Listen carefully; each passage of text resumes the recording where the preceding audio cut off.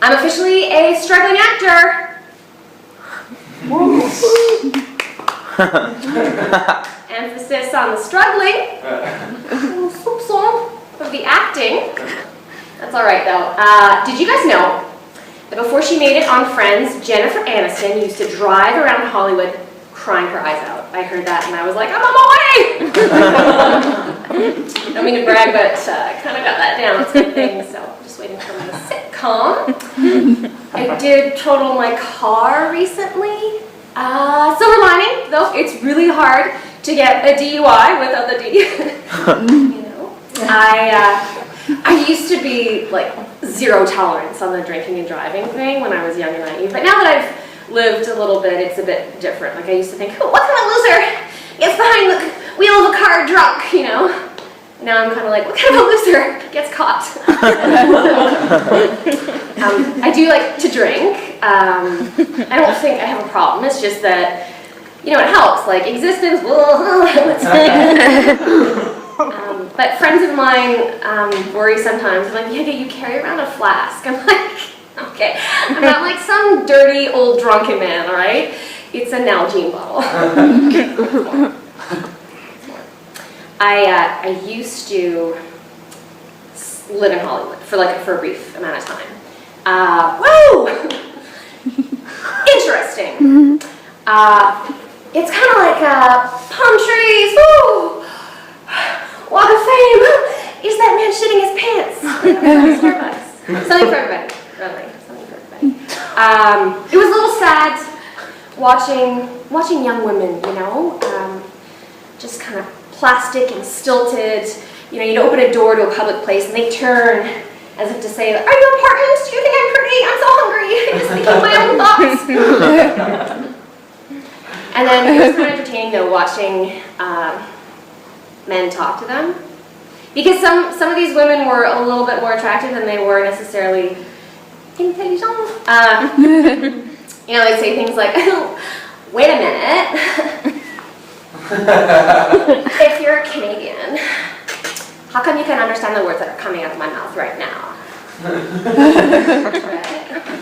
Right. You're like that guy that told me he was from Albania, and he didn't even look like an albino. And then you'll see the battle with the guy she's talking to. Like, the brain is like, I need stimulation. And this guy's like, we're going in. No, I want a companion. Is this your first date, brain? We never abort.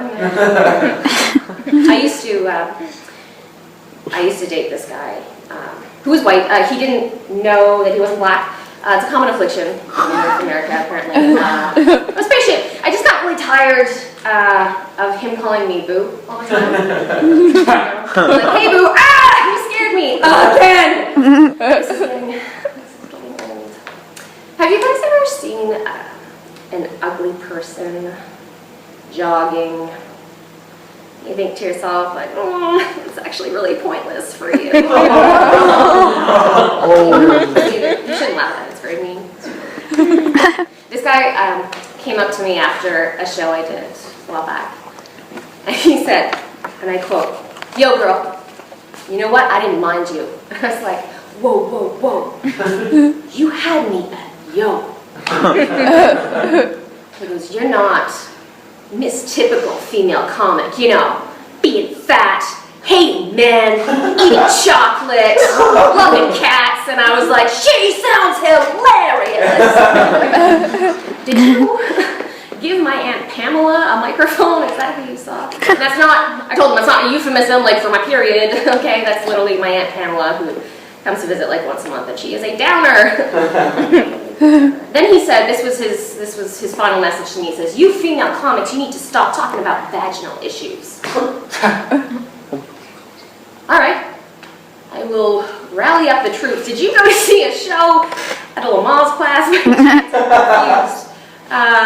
Ladies, enough is enough. The crotchal jokes have got to stop. It's upsetting the men. But by that same token, I would like to ask that a lot of male comics just tone it down on the talk about jerking off. We get it. You're comfortable with that. Do you know how many times I have seen men mime masturbation?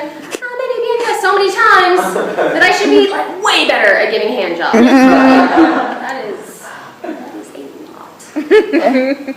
The other day, I don't mean to brag, but this very sketchy looking man approached me and smiled, and he said, "Girl, you want a job? Want to make some money?" And I said, "No, thank you, sir." And as soon as he was gone, this huge grin crept across my face. I was like, "I did something right today." And then maybe it's Maybelline. It's in the sunset. But then, like, the man that's in charge of my ego said, "Wait a minute. That man could have been all sorts of sketchy. What if he meant, would you be a drug mule for me?" And I felt really bad. But I took a stand against that little conscience man, and I said, "Nope, he meant prostitute." I skipped into the sunset. That's the most confident I have been in a very long time, which is kind of sad. I miss the days that I was a roly-poly 3-year-old girl. You know, big is beautiful. Rolls on rolls.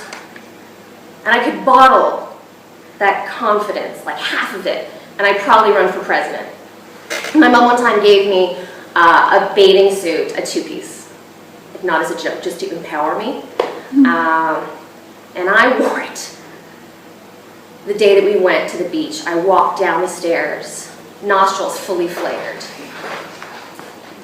"Get a look, guys." And my uncle, bless him, he whistled. And I looked at him as if to say, "Yeah, I know.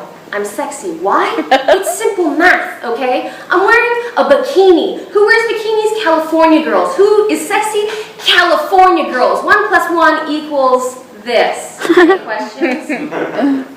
Maybe it's Maybelline? No! Born with it.